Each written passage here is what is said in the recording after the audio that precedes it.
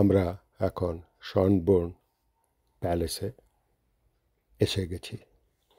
এই যে উপরের লম্বা মনুমেন্টের মতো দেখছেন, এটাই হচ্ছে দুয়ার। এই যে বড় গেট, আর দূরে দেখতে পাচ্ছেন প্যালেস। এটা অস্ট্রিয়া হাঙ্গেরি সাম্রাজ্যের পতন, চার্লসের করুণ পরিণতির প্রতীক। শেষ দিনগুলো দুর্বলতা আর হারিয়ে যাওয়া ক্ষমতার ইঙ্গিত দিচ্ছে এই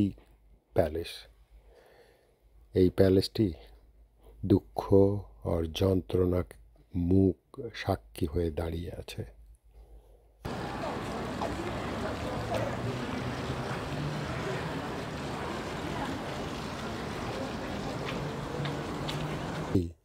শনব্রুন প্রাসাদ অস্ট্রিয়ায় ভিয়েনায় অবস্থিত একটি ঐতিহাসিক ও সাংস্কৃতিক গৌরবের প্রতীক। এটা বিশাল স্থাপত্য শৈলীতে নির্মিত। বিশাল বাগান আর ফোয়ারা আর ভাস্কর্য আমি একের পর এক দেখাবো। এখানে 1441টিরও বেশি কক্ষ রয়েছে। ইউনেস্কোর বিশ্ব ঐতিহ্যবাহী স্থান, ভিয়েনার সবচেয়ে জনপ্রিয় পর্যটন আকর্ষণ।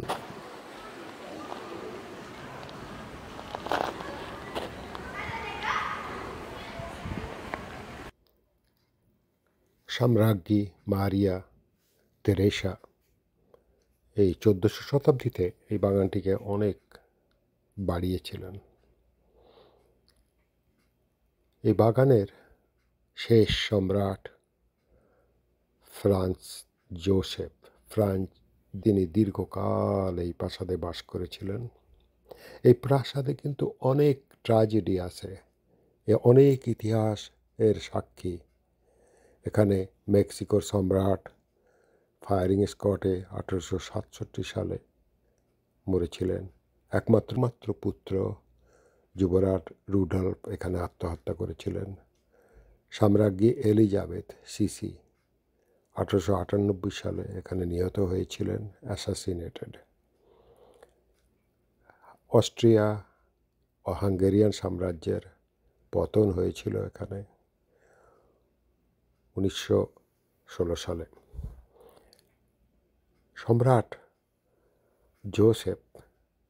ফ্রান্স জোসেফ এই সময় এখানে কাটিয়েছিলেন।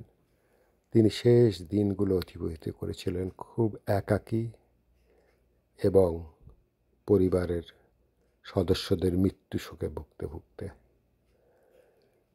এই সম্রাট নিজে হাতে এই বাগান পরিচর্যা করেছিলেন, কিন্তু শেষ জীবনের অধ্যায়ে তিনি এই বাগানে যখন হাঁটতেন তখন তাকে মৃত্যু কুরে কুরে খাচ্ছিল। মৃত্যু তার উপর ভর করেছিল। একটু একটু করে তিনি মৃত্যুর দিকে চলে যাচ্ছিলেন এই প্রিয় বাগানে হাঁটতে হাঁটতে। এই বাগান যখন হাঁটতেন তিনি শেষ জীবনের অধ্যায়ে, তখন তার হয় যক্ষা হয়েছিল, না হলে নিউমোনিয়া হয়েছিল, না হলে এই বাগান থেকেই তাকে ঠান্ডা লেগেছিল।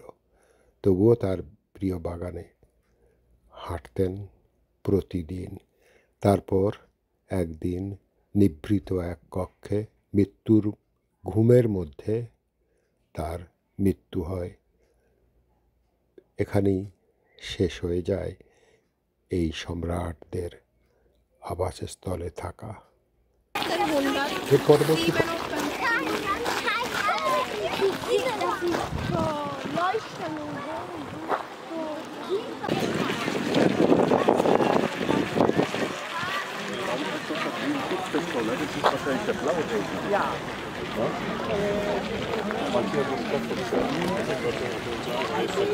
বাগানটা দেখতে দেখতে চোখে জল এসে গেল।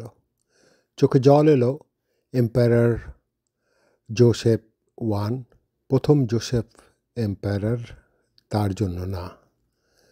তার জন্য আমি গভীরভাবে ফিল করেছি, সেটা পরে বলবো।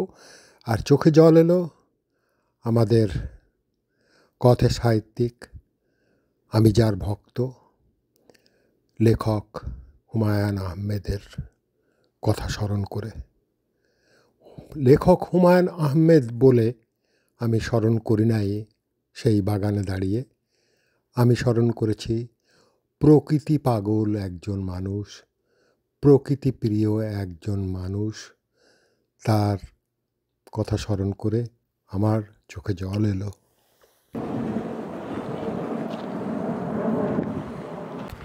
This is other part, and that is another way to go in, miles and miles. Side, miles and miles inside. Wow. Okay, now I am trying to give you full view of the King's Palace.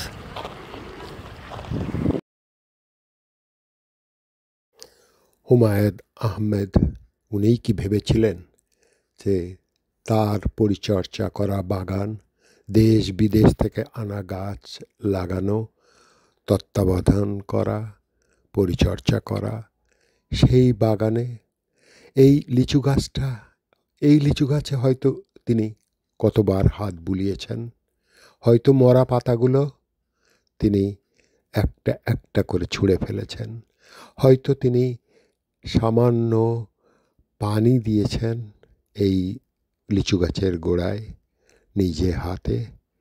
এত আদর যত্নে বেড়ে তোলা এই লিচু গাছ, তিনি কি কখনো ভেবেছিলেন এই গাছের তলায় তার চিরসমাধি হবে? এই গাছের তলায় তিনি ঘুমিয়ে থাকবেন চিরকালের জন্য। মৃত্যু তাকে এই গাছ থেকে বিচ্ছিন্ন করতে পারবে না। এই গাছ, হ্যাঁ, ঠিক রাজা জোসেফের মতো তিনিও শেষ নিঃশ্বাস ত্যাগ করেছিলেন এই বাগানে। If you want, you can have horse tour. That's better. Let's walk.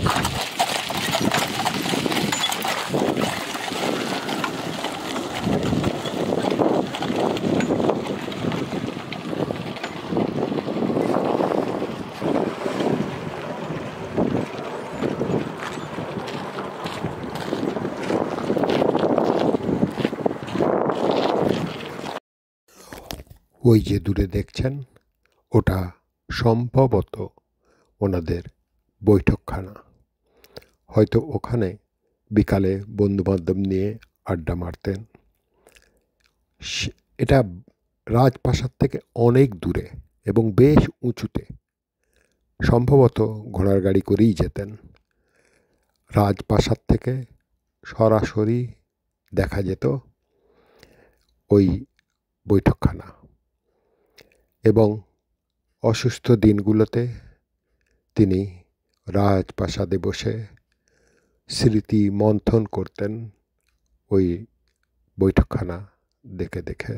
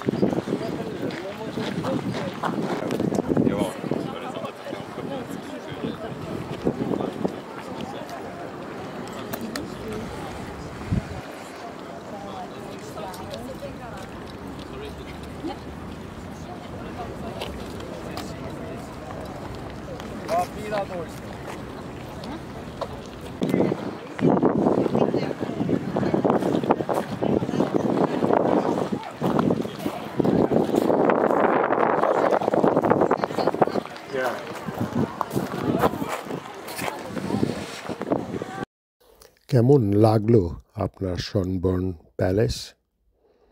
সুখ দুঃখ মেশানো কাহিনী জানাবেন কিন্তু। ভালো থাকবেন। পরবর্তী ভিডিও দেখার অপেক্ষায় এখানেই বিদায়।